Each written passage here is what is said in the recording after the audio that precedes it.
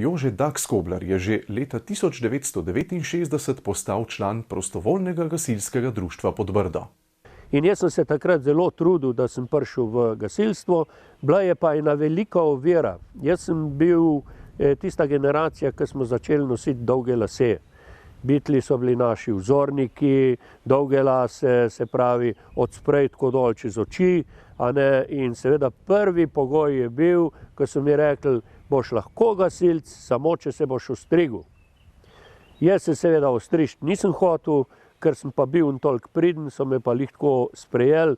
Na koncu sem se potem tudi kasneje ostrigel in vse skupaj, danes sem že brez las, ampak od leta 1969 sem vpisan v PGD Podbrdo in to mi je kar v ponos. Gasilstvu je posvetil tudi dobršen del svojega poklicnega življenja.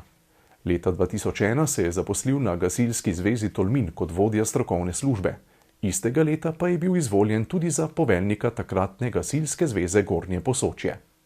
Gasilska društva takrat so bila, bi rekel, slabo opremljena, vozil ni bilo veliko, tudi osebna zaščitna oprema na splošno ni bila take sorte, kakor je danes. V velik zagon, v veliko pomoč mi je bil tudi takrat predsednik, ki sem ga v bistvu jaz nekako pripeljal v gasilstvo, moj veliki prijatelj Aleš Poljak.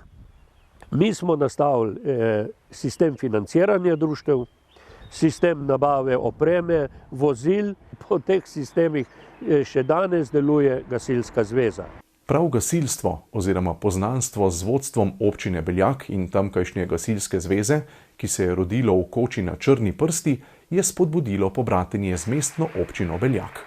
Jože je bil dobrih 16 let tudi poveljnik občinskega štaba civilne zaščite, kjer se je srečeval s številnimi naravnimi nesrečami. Seveda največja, bi rekel, taka intervencija, ki je trajala, mislim, da 7-8 dni, je bil žled leta 2014 in seveda to je bila pa res intervencija, ki mi bo ostala v spominu za večno. Cela zveza, prijatelji iz Domžal so hodili nam pomagati in z agregati in kakorkoli drugače.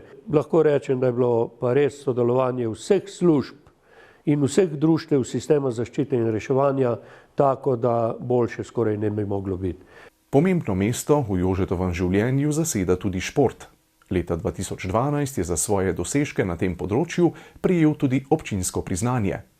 Njegova posebna ljubezen je gorski tek, ki je spodbudila zamisel za organizacijo gorsko-tekaške prireditve, ki se je sčasoma razvila v Podbrdo Trail Running Festival. Ki vsebuje 100-kilometrski tek, 70-kilometrski tek, 20+ kilometrski tek, potem je Rapalo Trail, 10-kilometrski tek, naslednji dan še otroški teki. Za Baško grapo pa mislim, da naš festival pomeni to, da pridejo ljudje, bi rekel, iz cele Evrope, tudi iz Japonske na naš tek. In če si lahko zamislite, da je letos prijavljenih 8 Grkov, plus še vseh ostalih, da pride iz Grčije direktno na naš tek in nazaj, mislim, da je to uspeh in je to popestritev enega vikenda pač bi rekel v naši grapi. Tudi v zasluženem pokoju Jože Dakskobler ostaja aktiven. Organiziral je več kot 20 pohodov po poteh duhovnika Vinka Kobala. V družbi svojih najdražjih se zadnja leta redno odpravlja na romarsko pot Camino. Pohodnike pa rad popelje tudi po rapalski meji. Jože Dakskobler je človek, ki se življenjskih izzivov loteva s pravo graparsko trmo in zagnanostjo, obenem pa z veliko pristne človeške topline in skupinskega duha. Kako pa se on drži načela? Ne čakaj na maj. Ja, tako bom rekel, jaz lih na maj ne čakam več, ker teh majev vprašanje, koliko jih bo še. Tako da jaz vsak dan, vsak trenutek izkoristim in če ne drugega, opravim skok na kup. Nisem si to zadal kot neko prioriteto, ampak to mi je res, bi rekel, en tak izziv. In ko pridem na vrh kupa, objavim 3 slikce in pozdravim celo Slovenijo, napišem od spodaj lep pozdrav iz Baške grape in tako naj bo tudi danes. Lep pozdrav iz Baške grape in srečno vsem skupaj.